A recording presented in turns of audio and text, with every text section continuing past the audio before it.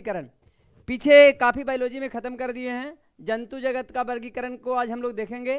पादप जगत के वर्गीकरण के एकदम पूरा अच्छा तरीका से मैं बताया था इसके पिछले क्लास में कि पादप जगत के वर्गीकरण दो प्रकार से होता है। एक होता है फेनरोगैम्स, एक होता है क्रिप्टोगैम्स। क्रिप्टोगैम्स के अंतर्गत जो है 3 आता है ना, थाइलोफाइटा, ब्रायोफाइटा, ट्रेडोफाइटा। और फेनरोगैम्स के अंतर्गत 2 आता है, जिम्नोस्पर्म और angiosperm. Good evening, good evening, good evening सभी को, गुड इवनिंग। तो आज हम लोग देखेंगे प्राणी जगत का वर्गीकरण। प्राणी जगत का वर्गीकरण बोलिए, सभी सजीवों को कितने जगत में बांटा गया है? तो 5 जगत में बांटा गया है। कितना जगत में बांटा गया? 5 जगत में बांटा गया है, जिसमें हम लोग सबसे पहला पढ़ें मोनेरा। क्या पढ़ें? मोनेरा के बारे में जानकारी प्राप्त किए। मोनेरा के बाद दूसरा पढ़ें प्रोटिस्टा। क्या पढ़ें? प्रोटिस्टा पढ़ें। प्रोटिस्टा के बाद तीसरा क्या पढ़ें?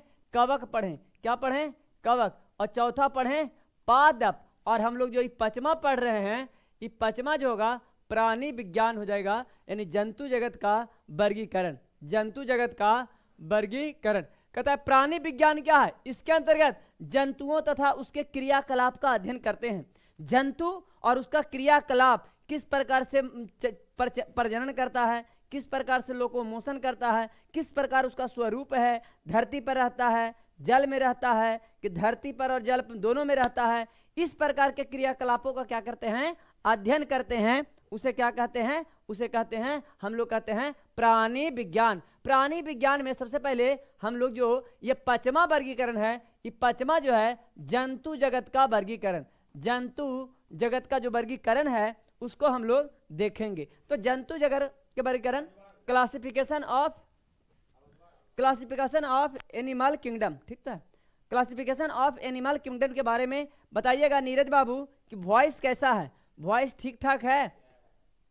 चलिएगा आगे बोलेगा कि संसार के समस्त जंतु जगत को 2 उपजगत में बांटा गया है। जितना भी जंतु है उसको 2 जगत में बांटा गया है, एक प्रोटोजोवा और दूसरा मेटाजोवा। लेकिन यहां पर कहता है कि सबसे पहले एक कोशिकीय प्राणी और बहुकोशिकीय प्राणी। एक कोशिकीय प्राणी संघ को प्रोटोजोवा कहते हैं, जबकि बहुकोशिकीय वाले को क्या कहते हैं? बहुकोशिकीय वाला प्राणी को 9 संघ में विभाजित किया गया है, जिसको हम लोग कहते हैं मेटाजोवा।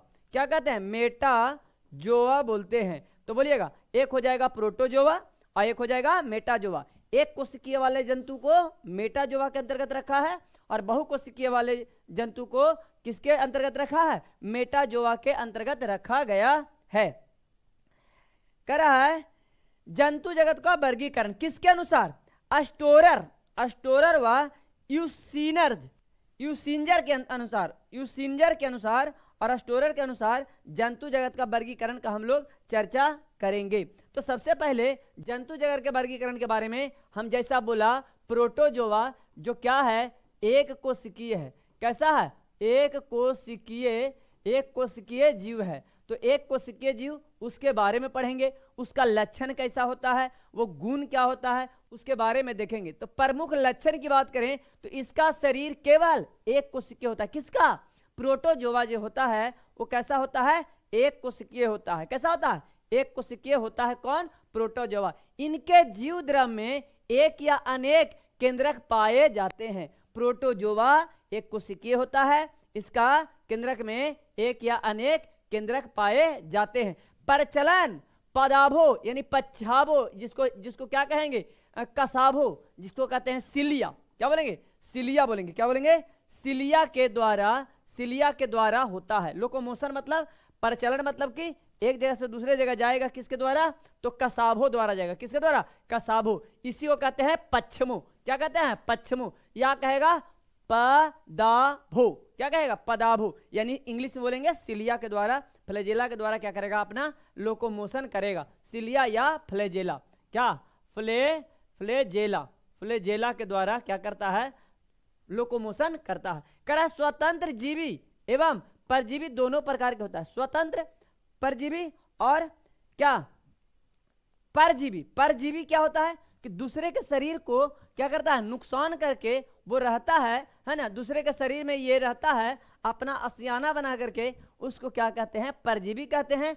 और जो स्वतंत्र रूप से रहता है, यानी किसी जीव पर नहीं रहता है, अपना अकेले रहता है उसको क्या कहते हैं? स्वतंत्र। तो ये जो प्रोटोजोआ है दोनों प्रकार के होता है। सभी जैविक क्रियाएं भोजन, पाचन, श्वसन, उत्सर्जन, जनन एक कोशिकीय शरीर के कहाँ होगा? अंदर होता है। इसका प्रजनन होगा, इसका भोजन होगा, पाचन होगा, श्वसन होगा, उत्सर्जन कहाँ होगा? एक कोशिकीय के अंदर होगा। उसके बाद में श्वसन एवं उत्सर्जन कोशिका की सतह से विसरण के द्वारा होता है। अगर बोलेगा कि प्रोटोजोआ में, किसमें भाई? संघ प्रोटोजोआ में उत्सर्जन जो होता है किसके माध्यम से होगा? तो विसरण के माध्यम से होगा। किसके माध्यम से होगा? तो विसरण के माध्यम से होगा। बोलिए किसके माध्यम से? विसरण के माध्यम से होगा। इतना बात क्लियर? जब इतना बात क्लियर हो गया भाई तो आगे कहता है कि protozoa and amoeba histolytica, protozoa and amoeba histolytica का संक्रमण मनुष्य में 30 से 40 वर्षों के लिए बना रहता है। एक बार अगर संक्रमण हो गया प्रोटोजोआ एंड अमीबा हिस्टोलिका को तो मनुष्य में 30 से 40 वर्षों के लिए क्या रहेगा? बना रहेगा। एक बार घर में घुस गया तो ये घुसा रहेगा। बात समझ गया ना? कोई दिक्कत? कहता है संघ सिलेंट्रेटा। अब कहता है कि प्रोटोजोआ हो गया, अब आ जाएगा मेटाजोआ के अंतर्गत। किसके अंतर्गत? मेटाजोआ के अंतर्गत आ जाएगा। मेटाजोआ के अंतर्गत हम पहला क्या पढ़ेंगे? संघ सिलेंट्रेटा। बोलिए मेटाजोआ के अंतर्गत पहला क्या पढ़ेंगे? संघ सिलेंट्रेटा। तो संघ सिलेंट्रेटा का प्रमुख लक्षण है कि ये जो प्राणी होगा जलीय होगा और द्विस्तरित होगा, यानी इसको बीच से बांटेंगे तो 2 स्तर में बांटा जा सकता है। 2 स्तर में बांटा जा सकता है। पहला तो क्या देखना है कि सिलेंट्रेटा जलीय होगा और क्या होगा? द्विस्तरीय होगा। क्या होगा? द्विस्तरीय। मुख के चारों ओर कुछ धागे की तरह संरचना पाई जाती है जो भोजन आदि पकड़ने में मदद करती है। मुंह के चारों तरफ क्या होता है? धागोनुमा संरचना पाया जाता है। अब कहेगा कि संघ सिलेंट्रेटा का एग्जाम्पल क्या हो जाएगा? हाइड्रा हो जाएगा, जेलीफिश हो जाएगा, सी एनीमोन हो जाएगा, मूंगा हो जाएगा। बोलिए कौन कौन? हाइड्रा, जेलीफिश, उसके बाद में क्या हो जाएगा? सी एनीमोन और मूंगा हो जाएगा। सी एनीमोन मूंगा हो जाएगा। उसके बाद में संघ प्लैटीहेलमिन्थस देखेंगे। क्या देखेंगे? संघ प्लैटीहेलमिन्थस। क्या देखेंगे? संघ प्लैटीहेलमिन्थस देखेंगे। कहता है इसका प्रमुख लक्षण क्या है? तो ये जो होता है जो है 3 स्तरीय होता है। वो जो था 2 स्तरीय था, अभी क्या होता है? 3 स्तरीय, परंतु देह गुहा नहीं होता है। देह गुहा कहने का मतलब कि बीच में खाली जगह नहीं होता है, यानी देह गुहा इसमें नहीं पाया जाता। किसमें? प्लैटीहेलमिन्थस में। कह रहा है पृष्ठ आधार तल से चपटा शरीर क्या होता है? चपटा होता है। पाचन तंत्र विकसित नहीं होता है। शरीर कैसा होगा? चपटा होगा। इसमें पाचन तंत्र ये सब नहीं होता है। कह रहा है उत्सर्जन फ्लोएम कोशिका द्वारा होता है। कौन सा? फ्लेम कोशिका द्वारा होता है। उत्सर्जन किसके द्वारा होता है? फ्लेम कोशिका द्वारा होता है। पाचन तंत्र विकसित नहीं होता, लेकिन उस उत्सर्जन तंत्र के लिए एक कोशिका है जिसको क्या नाम है? फ्लेम कोशिका। कंकाल, श्वसन अंग, परिवहन अंग आदि भी नहीं होते हैं। यानी कि सीधा सीधा कहा जाए तो पाचन तंत्र विकसित नहीं होता है, कंकाल नहीं होता है, श्वसन अंग नहीं होता है, परिवहन मतलब कि जिसे हम लोग के रक्त को पहुंचाने के लिए एक जगह से दूसरी जगह पर है ना रक्त नली, उस प्रकार से परिवहन तंत्र भी इसमें नहीं होता। और ये जो होते हैं उभयलिंगी जंतु होते हैं, यानी कि नर और मादा दोनों एक ही जीव में पाया जाता है। उदाहरण के लिए हो जाएगा प्लेनेरिया। पहला क्या हो जाएगा? प्लेनेरिया। उदाहरण के लिए प्लेनेरिया, लीवर फ्लूक और फीता कृमि। बोलिए लीवर फ्लूक, फीता कृमि। कौन कौन? प्लेनेरिया, लीवर फ्लूक, फीता कृमि। प्लेनेरिया, लीवर फ्लूक, फीता कृमि हो जाएगा। अब देखिए कहता है कि संघ एस्केलेहेलमिन्थस है ना, क्या हो जाएगा? संघ एस्केलेहेलमिन्थस हो जाएगा, है ना। उसके बाद में अब इसका प्रमुख लक्षण ये लंबे बेलनाकार अखंडित कृमि, मतलब खंडित नहीं, जिसका शरीर इस प्रकार से होता है तो उसको हम कहते हैं खंडित। ये जो इसका शरीर क्या है? खंडित है। तो ये जो होता है अखंडित होता है, यानी खंडित नहीं होता है। है ना। और द्विपार्श्विक समिति होता है और त्रिस्तरीय होता है। द्विपार्श्विक और त्रिस्तरीय। त्रिस्तरीय का मतलब कि 3 परत होगा, बाह्य, मध्य और आंतरिक, मेसोडर्म, इंडोडर्म और एक्सोडर्म, है ना। इस तरीके से 3 स्तर होता है। अच्छा, आहार नाल स्पष्ट होता है। इसका जो होता है ना आहार नाल, पाचन तंत्र, मुख गुहा से लेकर गुर्दा तक के जो भाग होता है उसको क्या कहते हैं, आहार नाल। इसमें स्पष्ट होता है, किसमें, एस्केले हेलमिंथिज में। एस्केले हेलमिंथिज में आहार नाल क्या होता है, स्पष्ट होता है, जिनमें मुख तथा गुर्दा दोनों ही होते हैं। मुख भी होगा और गुद्दा भी होगा। मुख क्या होता है, जहां से एंट्री करता है, गुद्दा कौन सा भाग, जहां से एग्जिट होता है। बस में रहना। करा परिवहन अंग तथा श्वसन अंग नहीं पाया जाता है। ये 2 चीज नहीं पाया जाता है। कौन कौन, परिवहन अंग और श्वसन अंग नहीं पाया जाता है। परंतु तंत्रिका तंत्र विकसित होता है, दिमाग भाई होता है। कहता है ना उत्सर्जन होता है प्रोटोनिफ्रिडिया द्वारा होता है। बोलेगा एस्केले हेलमिंथस का उत्सर्जन किसके द्वारा होगा, तो नेफ्रिडिया द्वारा। किसके द्वारा, नेफ्रिडिया द्वारा, या तो इसी को बोलेगा प्रोटोनिफ्रिडिया। क्या बोलेगा, प्रोटोनिफ्रिडिया द्वारा होता है। अच्छा, ये एक लिंगी होता है, यानी नर अलग मादा अलग। इसके पहले पढ़े थे प्लैटीहेलमिंथिस उभय लिंगी था, नर और मादा दोनों क्या था, साथ साथ था। फिर उसके बाद में उदाहरण के लिए गोल कृमि हो जाएगा, जैसे एस्केरिस, है ना, थ्रेडबॉर्म, ब्यूचेरिया, इसके द्वारा फाइलेरिया फैलता है। ब्यूचेरिया के द्वारा हाथी पाव होता है। क्या होता है, हाथी पाव होता है। ब्यूचेरिया के द्वारा पैर क्या हो जाता है, मोटा हो जाता है। उसके बाद में कहता है एंट्रोबियस, जिसको पिनबॉर्म या थ्रेडबॉर्म, मुख्यतः छोटे बच्चे की गुद्दा में पाए जाते हैं। इससे बच्चे को काफी चुनचुनाहट होती है और भूख कम लगती है और उल्टियां भी होती है। ये जो है ना, ये थ्रेडबॉर्म जो है छोटकन बचपन के गुद्दा में पाया जाता है। गुद्दा उस भाग को कहते हैं जहां से आहार नल का सबसे अंतिम भाग है, जहां से अवशिष्ट पदार्थ जो है निकलता है। तो ये बच्चे लोग के गुद्दा में पाया जाता है और काफी क्या होता है, चुनचुनाहट होता है। इतना बात समझ में आ गया, कोई दिक्कत तो हो गया, एस्केले हेलमिंथिस हो गया। चलिए, ये भाई ये महा रिवीजन बैच है ना, ठीक है ना। कहता है गुरु जी आपको चरणों में लोट पोट के प्रणाम, आपका एक्सीडेंट, है ना। क्या भाई, क्या बोल रहा है, अच्छा एक्सीडेंट बन रहा है, स्टूडेंट एक्सीडेंट, अच्छा अच्छा, बस में रहना। चलिए ठीक है। कहता है आगे पढ़ेंगे एनीलिडा। क्या पढ़ेंगे, संघ एनीलिडा। संघ एनीलिडा क्या है भाई, संघ एनीलिडा का मुख्य लक्षण है, आपका स्टूडेंट लिखना चाहिए था तो लिखा है आपका एक्सीडेंट, है ना। हम भी थोड़ा सा देर के लिए चकित हो गए कि बोल रहा है क्या, कि गुरुजी आपके चरणों में लोट पोट कर प्रणाम, आपका स्टूडेंट मनोज कुमार चौधरी। बात समझे, चलिएगा। अब कहता है कि यानी लीडा, ये लीड जैसा लंबा होगा, इस शरीर लंबा पतला द्विपार्श्विक समिति और खंडों में बटा होगा। एनीलिडा कैसा होगा, एनीलिडा लंबा होगा, खंडित होगा और द्विपार्श्विक होगा। कैसा होगा, द्विपार्श्विक समिति में बटा होगा। कहता है प्रचलन मुख्यतः काइटिन के बने सीटी, है ना, सीटी द्वारा होता है। सीटी क्या होता है, तो छिद्र युक्त नुमा होता है ना। किसके द्वारा होता है, काइटिन से बनी सीटी द्वारा होता है। आहार नाल पूर्ण विकसित होता है, यानी लीडा में आहार नाल क्या होता है, पूर्ण विकसित होता है। आगे कहता है कि श्वसन प्रायः त्वचा के द्वारा, श्वसन प्रायः त्वचा के द्वारा, कुछ जंतुओं में क्लोम के द्वारा होता है। एनीलिडा में किसके द्वारा होगा, जैसे केचुआ में किसके द्वारा होगा, तो इसका त्वचा के द्वारा होता है। करारुधिर लाल होते हैं एवं तंत्रिका तंत्र धारण होता है।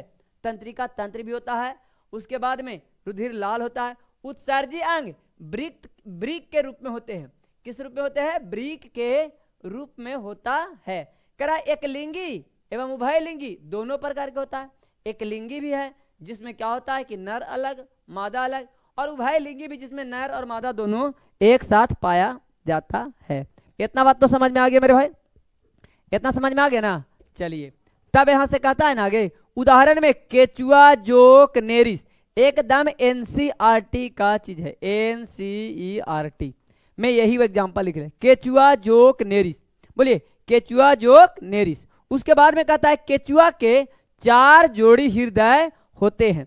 4 जोड़ी के मतलब कितना, 8 चैम्बर, 4 जोड़ी हृदय होते हैं। नेत्र तो नहीं होता है, इसके जीव द्रव में हीमोग्लोबिन का विलय हो जाता है। यह लाल रक्त कणिका विहीन होता है, यानी लाल रक्त कणिका नहीं होता है, इसमें लाल रक्त कणिका नहीं होता है। हीमोग्लोबिन जो है ना ये विलीन हो जाता है किसमें, उसका जीव द्रव में। केचुआ के जीव द्रव में हीमोग्लोबिन क्या होता है, विलीन हो जाता है। 8, 4 और 8, बहुत अच्छा बात है ना। चलिए उसके बाद में संघ एनिलिडा हो गया। संघ एनिलिडा में पूछेगा कि आपको कौन कौन आवेगा, तो केचुआ जोक नेरिस। बोलिए केचुआ जोक नेरिस, केचुआ जोक और क्या हो जाएगा, नेरिस हो जाएगा। कोई दिक्कत, तो सबसे पहला पढ़ें प्रोटोजोआ, प्रोटोजोआ के बाद पढ़े हम लोग सिलेंट्रेटा, फिर पढ़े एक्सकेलेहेलमिन्थिस, उसके बाद पढ़े एनिलिडा, एनिलिडा के बाद पढ़े संघ अर्थोपोडा। क्या पढ़ें, आगे पढ़ेंगे आर्थ्रोपोडा। बोलिए संघ अर्थोपोडा पढ़ेंगे।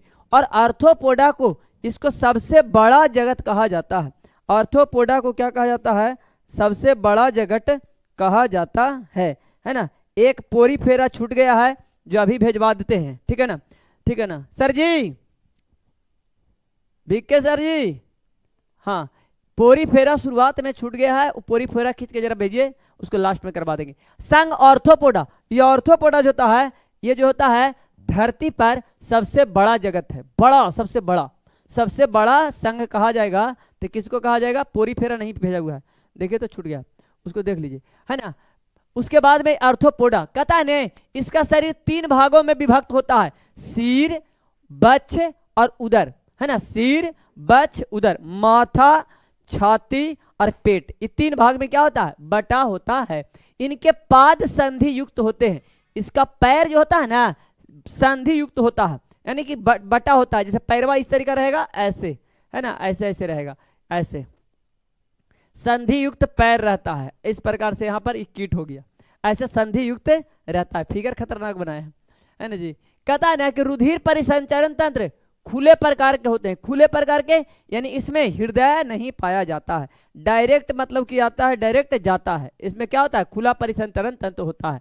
जैसे मानव में बंद परिसंचरण होता है, इसमें क्या होता है, खुला परिसंचरण होता है। इसका देह गुहा हीमोसिलिल कहलाती है।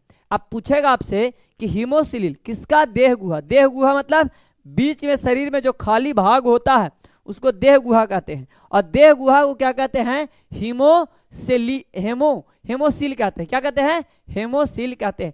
ट्रैकिया गिल्स, है ना, बुक लंग्स, उसके बाद में समान सतह आदि श्वसन अंग होते हैं।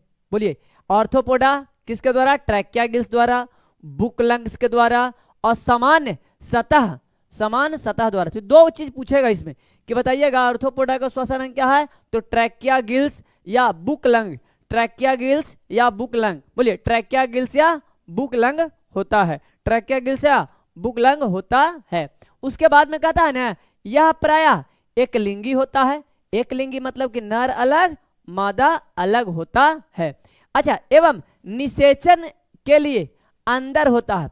अब भाई रे मादा अलग है नर अलग है, तो निषेचन बाहर नहीं कर देगा। निषेचन जो होगा कहाँ होगा, आंतरिक निषेचन होता है।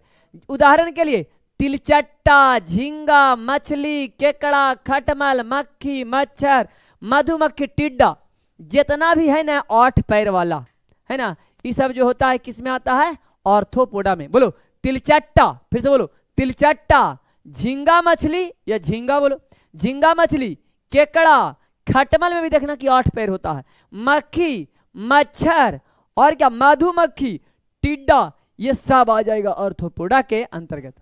किसके अंतर्गत, सब आ जाएगा किसके अंतर्गत, आर्थ्रोपोडा के अंतर्गत। कोई दिक्कत ये नहीं है, पोरीफोरा ये भेजिए ना,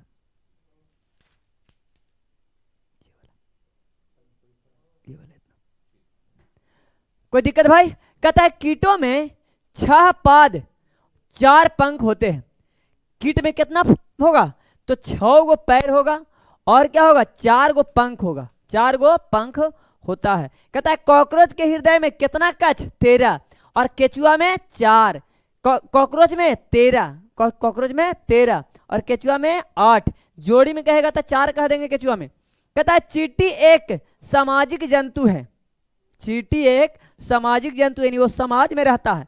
क्या कहता है? समाज में रहता है, जो श्रम विभाजन प्रदर्शित करती है, श्रम विभाजन प्रदर्शित करती है। चींटी लाइन से जा रहा, बीच से ऐसे करके रगड़ दो, वो रास्ता ये भुला जाएगा, वो दूसरा दिन मुड़ जाएगा, और एक वो आगे आगे जा रहा है पीछे पीछे जाएगा अपना गंध पहचान करके। इसीलिए कहता है कि चींटी एक सामाजिक जंतु है। कहता है दीमक, इसी के मतलब कि गोतिया भाई है ना, कौन? दीमक। दीमक भी एक सामाजिक कीट है जो निवह यानी कॉलोनी में रहती है। निवह मतलब एक कॉलोनी बनाकर, देखता है कि दीमक जो होता है वो मिट्टी के एक क्या करेगा, ऊंचा बना देगा, है ना, कॉलोनी बना करके रहेगा। बात समझ रहे भाई?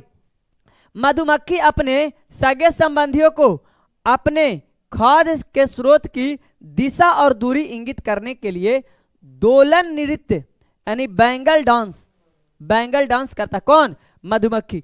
तीनों का बात अलग अलग है।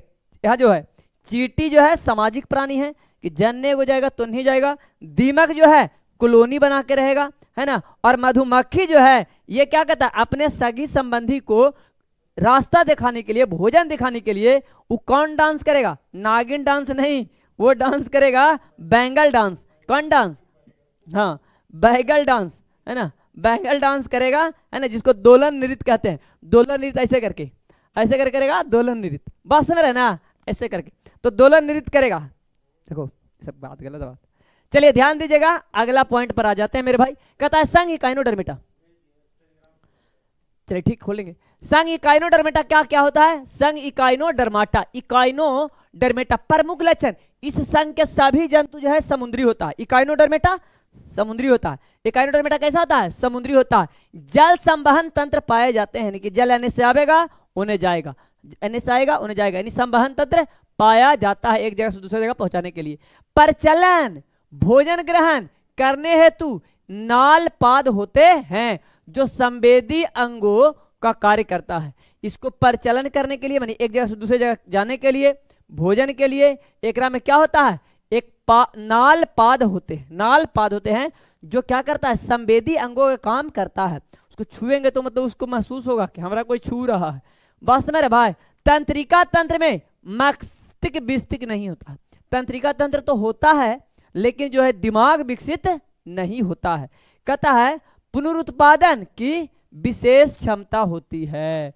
इसमें इकाइनोडर्मेटा में क्या कहता है? पुनरुत्पादन का क्या होता है? एक मतलब क्या होता है? विशेष क्षमता होता है। पुनरुत्पादन मतलब समझते हैं ना, री उत्पादन मतलब दोबारा से मतलब कि उत्पादन हो जाता है। उदाहरण के लिए क्या कहता है? सैल फिश, ये मछली नहीं है, shell fish, cray fish, silver fish, star fish, और कुछ है दहेग फिश, रेजर फिश और ब्रिटल स्टार फिश। ये जितना फिश फिश फिश मत्स्य नहीं है, ये सभी जो है मछली नहीं है। मत्स्य, मत्स्य क्या है? नहीं है, है ना। तो आपको कहेगा कि निम्न में से कौन मत्स्य नहीं है? तो cry fish, silver fish, star fish, fish लगा है लेकिन फिश नहीं है। बस मेरा भाई, कहता है अरस्तु लालटेन का कार्य भोजन को, है ना, लालटेन का कार्य भोजन को चबाना है, यह समुद्री आर्चिन में पाई जाती है। अरस्तु लालटेन का कार्य, अरस्तु बताए थे लालटेन का कार्य क्या है? समुद्री आर्चिन का, आर्चिन में पाया जाता है जो भोजन को चबाना है, भोजन को चबाना है। चलिए ध्यान दीजिएगा, नोट पॉइंट है ये। उसके बाद में कहता है संघ मोलस्का, ऑर्थोपोडा जो है कि सबसे बड़ा है, सबसे बड़ा संघ है ना, और संघ मोलस्का जो है ये दूसरा सबसे बड़ा है, सेकंड लार्जेस्ट। तो यह कई बार पूछा हुआ कि सबसे बड़ा संघ कौन है? तो कहेंगे ऑर्थोपोडा। दूसरा सबसे बड़ा संघ कौन है? तो मोलस्का। इसका मुख्य लक्षण क्या है भाई? इसका मुख्य लक्षण है कि शरीर 3 भाग में विभक्त होगा, वही सिर और अंतराग तथा पाद। अंतराग मतलब बच्छ और पाद, 3 भागों में बटा होता है। श्वसन किसके द्वारा होगा? गिल्स के द्वारा या टिनिडिया के द्वारा होता है। गिल्स के द्वारा होगा या टिनिडिया के द्वारा होगा। किसमें?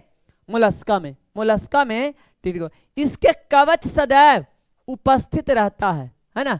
इस पर जो होता है ना शरीर पर, शरीर इसका बहुत कोमल होता है, तो कोमल शरीर को सुरक्षित रखने के लिए एक कवच होता है। क्या होता है? कवच, है ना, जिससे मतलब सिपिया घोंगा होता है ना जी, वो सब हो जाएगा। घोंघा, सिपिया और ऑक्टोपस जिसको डेविल फिश कहते हैं। तो इसका कवच होता है, आहार नाल पूर्ण विकसित होते हैं। रक्त जो होता है रंगहीन होता है, मतलब लाल पीयर हरियर नहीं होता है, यानी ठेठ भाषा में कहें तो उज्जर होता है। कैसा होता है? उज्जर होता है। किसका? मोलस्का में रक्त जो होता है रंगहीन होता है, और ये जो है आहार नाल पूर्ण विकसित नहीं होता है।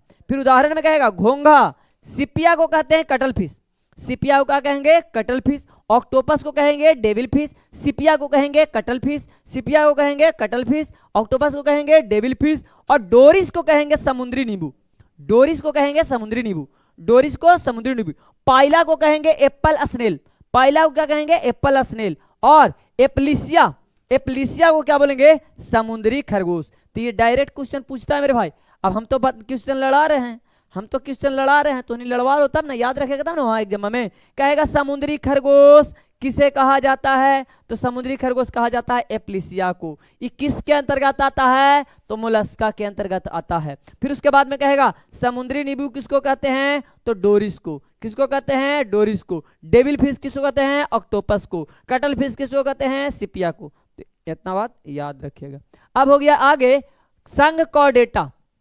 संघ कॉर्डेटा कहता है ना, इनमें नोटोकॉर्ड उपस्थित होता है। नोटोकॉर्ड क्या होता है? उपस्थित होता है। नोटोकॉर्ड क्या होता है? किसका? स्पाइनल कोड में एक द्रव होता है, द्रव होता है जो बड़ा होने पर क्या होता है? ये जो होता है कठोर हो जाता है। यानी इसमें क्या होता है कि नोटोकॉर्ड क्या होता है? उपस्थित रहता है। फिर कहता है कि क्लोम, इसमें क्लोम छिद्र आवश्यक पाए जाते हैं, क्लोम छिद्र आवश्यक पाए जाते हैं। किसमें? कॉर्डेटा में। कहता है इसमें नालदार तंत्रिका रज्जु आवश्यक पाया जाता है। नालदार, नालदार मतलब नलीदार है ना, तंत्रिका रज्जु पाया जाता है। कॉर्डेटा के वर्गीकरण के अनुसार 13 वर्ग है। कॉर्डेटा कितना वर्ग है? 13 वर्ग है। कॉर्डेटा में वर्गीकरण के अनुसार कितना वर्ग? 13 वर्ग है। लेकिन इसमें संघ में प्रमुख वर्ग का हम लोग चर्चा करेंगे, जो प्रमुख कितना है? 5 है। कितना है? 5 है। सबसे पहला देखेंगे मत्स्य, जिसको क्या कहेंगे? मछली। मत्स्य यानी कि मछली बोलेंगे। क्या बोलेंगे? मछली है ना। अभी बोले थे कि जो एकाइनोडर्मेटा है वो मछली नहीं है। तो मत्स्य के अंतर्गत कौन कौन आएगा मेरे भाई? तो मत्स्य जो होता है असमतापी बोला। कैसा? असमतापी। एक होगा समतापी और एक होगा असमतापी। असमतापी का मतलब कहेंगे कोल्ड, है ना, कोल्ड ब्लडेड बोलेंगे। क्या बोलेंगे?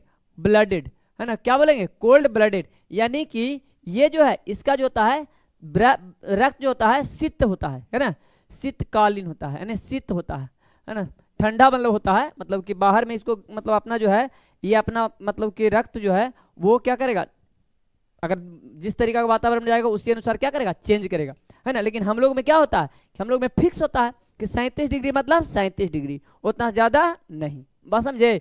ठंडा होगा तैयो हम लोग ठंडा लगेगा, गर्मी लगेगा तो हम लोग गर्मी लगेगा, कैसे हमारा शरीर। लेकिन क्या होता है कि मछली में होता है कि वो चेंज करने का प्रवृत्ति होता है। धरती पर आएगा तो उसका जो है गर्म हो जाएगा, गर्म हो जाएगा तो सूख जाएगा, मर जाएगा। बस समझे? मछली जल की रानी है, जीवन उसका पानी है। कह रहा है इसका हृदय द्विवेशमी होते हैं, केवल अशुद्ध रक्त ही पंप होता है। एक में शुद्ध नहीं होता है। द्विवेशमी मतलब इस तरीके से द्वि चैम्बर होता है। इसके चैम्बर कितना होता है? चैम्बर 2 होता है। ऊपरे से आया अचाक सु नीचे गया, फिर चल गया शरीर में। तो एक में शुद्ध होबे नहीं करता है, क्या रहता है? अशुद्ध रहता है, अशुद्ध रखता है। इसमें श्वसन क्रिया कलोम द्वारा यानी गिल्स द्वारा होता है। किसके द्वारा? मत्स्य में श्वसन किसके द्वारा होगा जी? गिल्स द्वारा होता है। कह रहा है पाए जाते हैं जो जल में ब्लीन ऑक्सीजन का उपयोग करता है। आपको कहेगा कि ऑक्सीजन, मछलियां जो है, मछलियां ऑक्सीजन कहां से लेता है? तो जल में घुले हुए ऑक्सीजन को क्या करेगा? वो क्या करेगा? ग्रहण करेगा। क्या करेगा? ग्रहण करेगा। कह रहा है कुछ मछलियां में कंकाल उपस्थित होते हैं, है ना।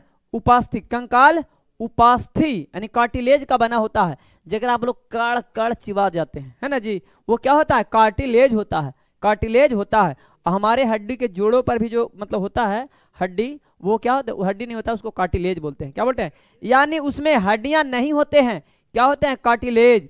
लेकिन भाई रे कुछ ऐसा ऐसा मछली है जो उसमें हड्डी तो नहीं है, लेकिन हड्डी तोड़ने के लिए, ठीक है ना, वो जरूर है, हड्डी तोड़ सकता है। जैसे शार्क, शार्क में हड्डी नहीं है, लेकिन ये हड्डी को क्या करेगा, तोड़ सकता है। बात समझ गए ना।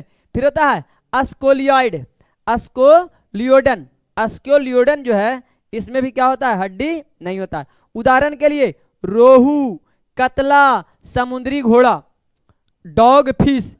समुद्री घोड़ा मछली है, समुद्री घोड़ा मछली है, और कटल फिश मछली नहीं है। डॉग फिश मछली है, बात समझे, लेकिन डेविल फिश मछली नहीं है। कोई दिक्कत, इतना बात समझ आ गया ना। तो समुद्री घोड़ा, डॉग फिश, कटला, रोहू, ये दो तो सबको पता रहता है, रोहू, कतला, है ना, धंधी, गरई, ये सब क्या है, मछली है। लेकिन भाई रे, इस समुद्री घोड़ा और डॉग फिश मछली है, लेकिन मछली ऐसा लग रहा नहीं लग रहा। चलिएगा आगे बढ़ जाएंगे हम अपने एम्फीबिया। पहला मत्स्य पढ़े मछली, है ना। एम्फीबिया, एम्फीबिया, एम्फीबिया क्या होता है, उभयचर। एम्फीबिया मतलब उभयचर। ये सभी प्राणी क्या होते हैं, उभयचर होते हैं। कैसा होते हैं, उभयचर, यानी जल में भी रहेगा और स्थल में भी रहेगा। कहाँ कहाँ रहेगा, जल में रहेगा और स्थल पर रहेगा। ये असमतापी होते हैं, वो समतापी था, और ये क्या है, असमतापी होते हैं। यानी ये भी होते हैं, सॉरी वो असमतापी था, ये भी असमतापी होते हैं। यानी उभयचर भी क्या है, असमतापी होता है, कोल्ड ब्लडेड। श्वसन क्लोम द्वारा, त्वचा द्वारा, फेफड़ा द्वारा, तीनों द्वारा होगा। मिट्टी में चल गया तो त्वचा द्वारा करेगा, पानी में चल गया तो गिल्स द्वारा करेगा, अगर धरती पर आ गया तो फेफड़ा द्वारा करेगा। हृदय में कितने चैम्बर होता है, 3 चैम्बर। हृदय में कितना चैम्बर होता है, 3 चैम्बर। हृदय में कितना चैम्बर होता है, 3 चैम्बर होता है। 2 अलिंद और 1 निलय होता है। 2 अलिंद, 2 अलिंद और 1 निलय। अलिंद कैगो, 2 गो, और निलय कैगो, 1 गो होता है। 1 निलय होते हैं।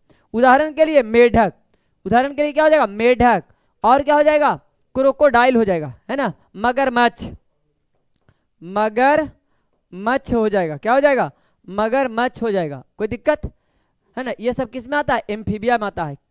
इसमें चलिए आगे बढ़े। मेढक की टरटराहट वास्तव में मैथुन के लिए पुकारता है, यानी सेक्स के लिए पुकारता है ना। नर वाला जो है टरटराएगा, मादा वाला को बुलाएगा, कहाँ गया है, आओ। कब बुलाता है, जब पानी आता है तब। अच्छा, बरसाते में काहे टरटराता है, क्योंकि मेढक का जो निषेचन होता है बाहर होता है, बाहर में निषेचन होता है। तो बाहर निषेचन होता है, जिसके वजह से क्या होता है, इसको पानी की जरूरत पड़ता है। बात समझ गए। चलिए आगे है सरीसृप। आप लोग सरीसृप जानते हैं, जो रेंग कर चलता है, जो रेंग कर चलता है उसको सरीसृप कहते हैं। मुख्य लक्षण, वास्तविक में ये स्थलीय कशेरुक जंतु है, कशेरुक जंतु है। ये असमतापी जंतु है। ये भी जो है ना, सरीसृप भी है, असमतापी जंतु है। ये भी कोल्ड ब्लडेड है ना। फिर कहता है 2 जोड़ी पाद यानी पैर पाया जाता है। 2 जोड़ी, 1 जोड़ी नहीं, 2 जोड़ी पाद पाया जाता है। लेकिन सांप का पैर जो है यूज नहीं होने के कारण उसको क्या हो गया, खत्म हो गया। बस समझे, इसमें 2 जोड़ी पाद पाया जाता है। कंकाल पूर्णतः अस्थि का होता है। अस्थिल, अस्थिल मतलब अस्थि यानी हड्डी का। किसका होता है, हड्डी का होगा। जैसे सांप में भी हड्डी का होता है ना जी। कहता है श्वसन फेफड़ा के द्वारा होता है। किसके द्वारा होता है, श्वसन। किसमें, सरीसृप में श्वसन किसके द्वारा होगा, फेफड़ा के द्वारा होगा। इतना बात तो समझ में आ गया। कहता है कि इसके अंडे कैल्शियम कार्बोनेट की बनी कवच से ढके होते हैं। अंडा के ऊपर वाला जो उजला भाग होता है, उजला भाग जो होता है उसे, वो किसके बना होता है, कैल्शियम कार्बोनेट का बना होता है ना। किसमें, सरीसृप हो चाहे तो पक्षी का अंडा हो, सब कैल्शियम से बना होता है। हृदय कितना होता है, तो त्रिकक्षीय होते हैं। लेकिन मगरमच्छ में 4 कक्षीय होते हैं। मगरमच्छ में कई कक्षीय होता है, 4 कक्षीय। एकरा में सरीसृप में त्रिकक्षीय, लेकिन मगरमच्छ जो है सरीसृप है, लेकिन क्या होता है, 4 कक्षीय होता है। हम यहाँ पे लिख दिए थे मगरमच्छ एम्फीबियन में, तो यहाँ पर मगरमच्छ नहीं होगा। लेकिन ये जो है एम्फीबिया जल स्थल दोनों में रहता है ना। लेकिन ये क्या सरीसृप में आता है। बहुत सरीसृप भी दोनों जगह पे रह सकता है। उदाहरण के लिए क्या हो जाएगा, छिपकली, सांप, घड़ियाल, है ना। उसके बाद में कछुआ, मगरमच्छ। मगरमच्छ थोड़ा बड़ा होता है और वो करे, घड़ियाल जो होता है छोटा रूप होता है। घड़ियाल क्या होता है, छोटा रूप होता है। कह रहा है मीसोजाइक युग, मीसोजोइक युग को, है ना, रेप्टाइल का युग कहते हैं। मेसोजोइक युग, सेनोजोइक युग, है ना। ये जो होता है सेनोजोइक जो होता है किसका युग होता है, तो उसको कहते हैं क्या, डायनासोर का युग सेनोजोइक, और मीसोजोइक का युग कहते हैं किसको, रेप्टाइल का युग कहते हैं। कहता है डायनासोर इसी युग में आता है, डायनासोर भी मीसोजोइक में आता है, लेकिन सेनोजोइक में मतलब कि क्या कर निपट गया था। बात समझे, कोई दिक्कत है। अब हो गया सरीसृप। उसके बाद में अगला जो है एक कुछ इंपॉर्टेंट जो है बात है, घोंसला बनाने वाला एकमात्र सांप नागराज है ना, जिसका भोजन मुख्य रूप से अन्य सर्प होता है। ये ऐसा सांप है कि इसको नागराज कहते हैं, घोंसला बना के रहेगा और छोटकन सपन के क्या करेगा, खा जाएगा। किंग कोबरा जिसको कहते हैं, बात समझे, किंग कोबरा। कहता है हीलोडर्मा एकमात्र छिपकली है जो कैसा होता है, जहरीला होता है। हीलोडर्मा, हीलोडर्मा छिपकली क्या होता है, जहरीला होता है, काट लेगा ना तो फन के मर जाएगा। बात समझे ना। समुद्री सांप जिसे हाइड्रोफिश कहते हैं, है ना, संसार के सबसे जहरीला सांप होता है। कौन, हाइड्रोफिश जो होता है संसार का सबसे जहरीला सांप है। कह रहा है मेबुया बिल बनाने वाली छिपकली है। मेबुया जो है क्या है, बिल बनाने वाली छिपकली है। इसका प्रचलित नाम क्या है, तो अस्किंकन, बोलिए अस्किंकन, है ना, सिकंक भी बोल सकते हैं। क्या बोल सकते हैं, सिकंक बोलते हैं। कहता है सांपों का विष ग्रंथि जो है स्तनधारियों में बसा तेल ग्रंथि है ना, जिसको पैरोटिड ग्रंथि है ना, पैरोटिड ग्रंथि बसा तेल ग्रंथि के सदृश होते हैं, यानी पैरोटिड ग्रंथि के, पैरोटिड ग्रंथि के जैसा होता है। इतना बात समझ गए ना। अब आगे हमको पढ़ना है थोड़ा सा पक्षी वर्ग के बारे में। पक्षी वर्ग में थोड़ा सा लंबे है ना। पक्षी वर्ग के बारे में आप तो सब जानते हैं कि इसका अग्रपाद, अगला पैर उड़ने के काम में आता है ना, रूपांतरित पंख हो जाता है। इसका हृदय जो है 4 कोष्ठ है। फिर उसके बाद में ये समतापी है। इसके पहले जो भी पढ़े है ना, मत्स्य, सरीसृप या उभयचर, ये तीनों जो था असमतापी था, लेकिन पक्षी और एक बाद आवेगा स्तनधारी, दोनों जो है कैसा होता है, समतापी, यानी तापमान समान रहेगा, समान तापमान रहेगा शरीर का। तापमान, तापमान चाहे बढ़ जाए चाहे घट जाए, शरीर का तापमान बदलेगा नहीं। कहता है नहीं, मूत्राशय अनुपस्थित होता है पक्षी में जो है ना भाई, जिससे वो डंग करेगा उसी से पेशाब करेगा। बात समझे। इसीलिए गलती से केकरो शरीर पर पेड़ पौधा के पास में बैठल है और पक्षी डंग कर दिया, ठीक है ना, तो पूरा एकदम रहता झोर गया रे। बात समझ गया ना। तो इसका जो है तने मूत्राशय अनुपस्थित होता है। कह रहा है शब्दिनी यानी साइरिंग्स पक्षी में बाक यंत्र पाया जाता है ना। शब्दिनी जिसमें कहते हैं साइरिंग्स पक्षी में बाद यंत्र पाया जाता है, जिसे टिटियाता है।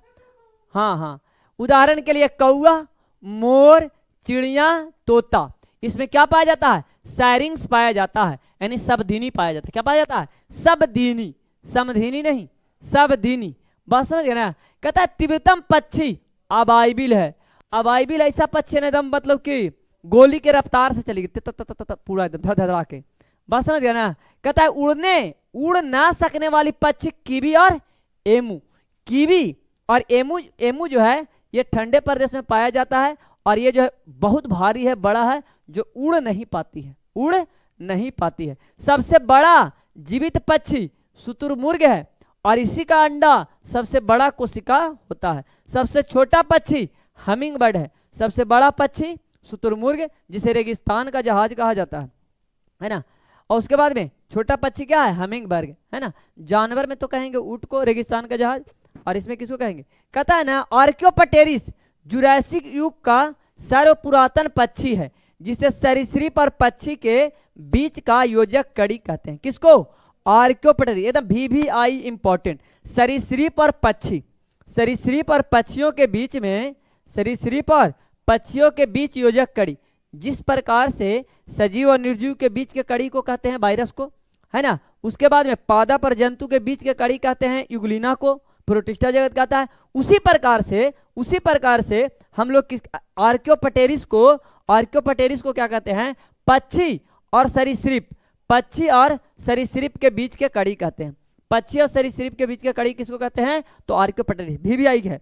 पेंगुइन चिड़िया अंटार्कटिका में पाई जाती है, ठंडे प्रदेश में पाई जाती है। भारत का सबसे बड़ा चिड़िया कौन है, अलीपुर चिड़ियाघर, अलीपुर जो कहाँ है, कोलकाता में है। और विश्व का सबसे बड़ा चिड़ियाघर कौन है? क्रूजर नेशनल पार्क जो दक्षिण अफ्रीका में है। भारत में सबसे बड़ा कौन हो गया? अलीपुर नेशनल पार्क जो कहाँ है? कलकत्ता में हो गया, है ना। चिड़ियाघर कहाँ है? कलकत्ता में। और जो विश्व का है वो क्या है? क्रूज नेशनल पार्क है। क्या है भाई? Cruise national park. पक्षी का कहानी खत्म। अब आ जाइए स्तनधारी में। किस में आ जाएंगे? स्तनधारी में आ जाएंगे।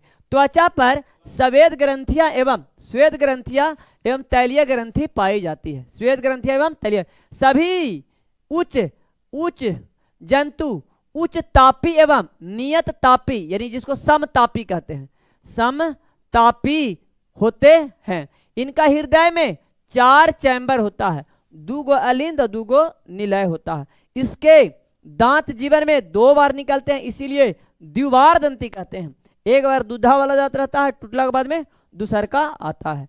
कहता है इसमें केवल लाल रुधिर में केंद्रक नहीं पाया जाता है। रुधिर जो होता है ना भाई, लाल रुधिर कणिका में केंद्रक नहीं पाया जाएगा, लेकिन ऊंट लामा जिराफ, बोलो ऊंट लामा जिराफ के केंद्रक में, जिराफ के आरबीसी में केंद्रक पाया जाता है। ये बात याद रखेंगे। ऊंट लामा जिराफ के आरबीसी में यानी लाल रुधिर कोशिकाओं में केंद्रक पाया जाता है। और जितने स्तनधारी है, गाय बैल भैंसा है ना, आदमी जितना भी है अंदर बंदर सब, उसका रुधिर लाल रुधिर कणिकाओं में केंद्रक नहीं पाया जाता है। 3 गो में पाया जाता है। फिर कहता है बाह्य कर्ण उपस्थित होते हैं। ये जो कान होता है ना, केकरो में बड़ा होता है, केकरो में छोटा होता है। गलती से केकरो चप जाता है कानमा तो ऐसे खरहा नहीं दिखता है, तो ठेठ भाषा में कहता है अरे खरहा हुआ, बोलता है कि नहीं बोलता है। तो क्या होता है? बाह्य कर्ण पाया जाता है, बाह्य कर्ण पाया जाता है ना। उसके बाद में स्तनधारी को बांट दिया कितने भाग में? स्तनधारी जो बच्चा देता है, दूध पिलाता है, उसी को स्तनधारी कहते हैं। लेकिन बाबू रे, स्तनधारी को 3 उपवर्ग में बांटा गया। Prototheria, Metatheria, Eutheria. बोलो प्रोटोथीरिया जो अंडा देता है, और मेटाथीरिया जो परिपक्व बच्चा देता है, यानी बच्चा विकसित नहीं रहेगा। यूथीरिया यानी कि पूर्ण विकसित बच्चा।